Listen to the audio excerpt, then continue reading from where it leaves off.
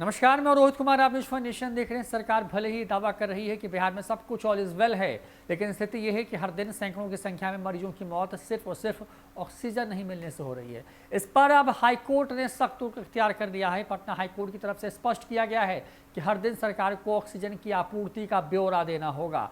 दरअसल हाईकोर्ट की तरफ से ही पहल करते हुए ये भी कहा गया है कि निजी अस्पताल जिनको ऑक्सीजन नहीं मिल रहा है वो भी उनके द्वारा जारी जो एक ईमेल आईडी है वहां पर मेल करके जो है इसकी जानकारी दे सकते हैं। सरकार की जो कार्यशैली है उस पर लगातार पटना हाईकोर्ट जो है वो सख्त है और लगातार सरकार को हिदायतें दी जा रही हैं। कोरोना संक्रमण से निपटने के लिए राज्य सरकार के प्रयासों से अदालत संतुष्ट नहीं है, इसलिए पटना हाईकोर्ट ने राज्य सरकार से प्रतिदिन ऑक्सीजन एवं दवाओं की आपूर्ति के साथ अस्पतालों में बेडों की स्थिति का ब्यौरा मांगा है। न्यायमूर्ति चक्रधारी शरण सिंह एवं न्यायमूर्ति मोहित कुमार शाह की खंडपीठ ने मंगलवार को सुनवाई के दौरान जनहित याचिका को गंभीरता से लिया। साथ ही खंडपीठ ने अब प्रत्येक दिन सुनवाई करने का निर्णय लिया है। मामले की सुनवाई बुधवार को फिर होगी। वीडियो कॉन्फ्रेंसिंग के जरिए सुनवाई के दौरान मंगलवार को खंडपीठ ने कहा कि राज्य में जिस रफ्तार से कोरोना मरीजों की संख्या और संक्रमण की रफ्तार बढ़ रही है उस पर नियंत्रण के लिए अतिरिक्त उपाय किए जाने चाहिए। इसके लिए सबको मिलकर युद्ध स्तर पर काम करने की जरूरत है। खंडपीठ ने खासकर अस्पतालों में ऑक्सीजन की आपूर्ति पर चिंता जताई है। कहा है कि सभी गंभीर मरीजों को जरूरत के हिसाब से ऑक्सीजन नहीं मिल रहा है। मीडिया में इस तरह की प्रतिदिन खबरें आ रही हैं। इसके पहले राज्य सरकार ने कोर्ट को बताया कि ऑक्सीजन की कमी नहीं है, सभी अस्पतालों में जरूरत भर ऑक्सीजन की आपूर्ति की जा रही है।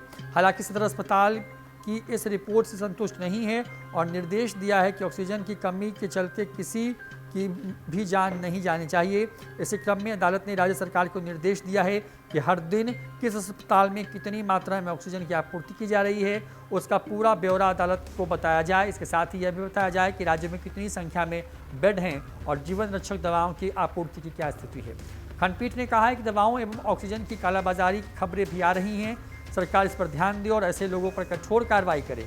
अदालत ने हैरानी जताते हुए एनएमसीएच व अन्य सरकारी अस्पतालों में डॉक्टर व हेल्थ वर्कर के साथ मारपीट, दुर्व्यवहार की शिकायतें खबरों के जरिए मिल रही हैं। कोरोना वॉरियर्स पर हमला या उनके साथ कोई भी दुर्व्यवहार कोर्ट को बर्दाश्त नहीं होगा। डॉक्टरों के साथ मारपीट करने वालों के खिलाफ फौरन कानूनी कार्रवाई करने का भी निर्देश कोर्ट ने दिया है। अदालत ने केंद्रीय स्वास्थ्य एवं परिवार कल्याण मंत्रालय के अधिकारियों से पूछा है कि बिहार को जितनी ऑक्सीजन चाहिए उतनी आपूर्ति की जा रही है या नहीं।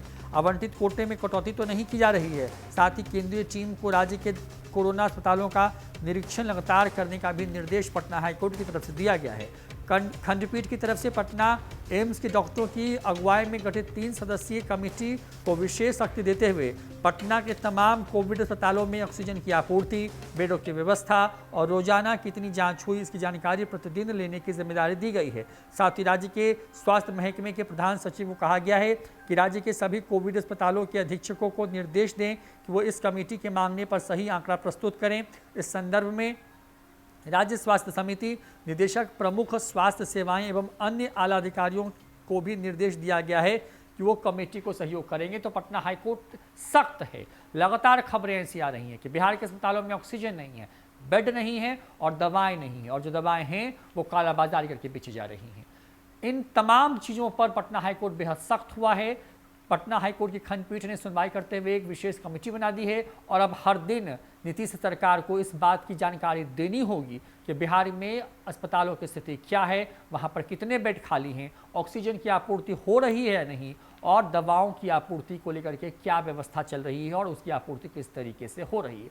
बिहार में लगातार कोरोना की भयावह होती रफ्तार, संक्रमण के जो आंकड़े हैं वो लगातार भयावह स्थिति उत्पन्न करते जा रहे हैं और राज्य में कुल संक्रमित मरीजों की संख्या 94,000 से ज़्यादा हो गई है। ऐसे में पटना हाईकोर्ट ने जो है जनहित याचिका की सुनवाई करते हुए इस तरह के जो निर्देश वो दिए हैं और अब सरकार जो है उसको हर दिन कोर्ट को ये बताना होगा कि उनके तरफ से किए जा रहे इंतजाम कितने हैं और कितने अस्पतालों तक उनकी जो मदद है वो पहुंच रही है। फिलहाल इतना ही। देखते रहिए न्यूज़ फॉर नेशन। नमस्कार।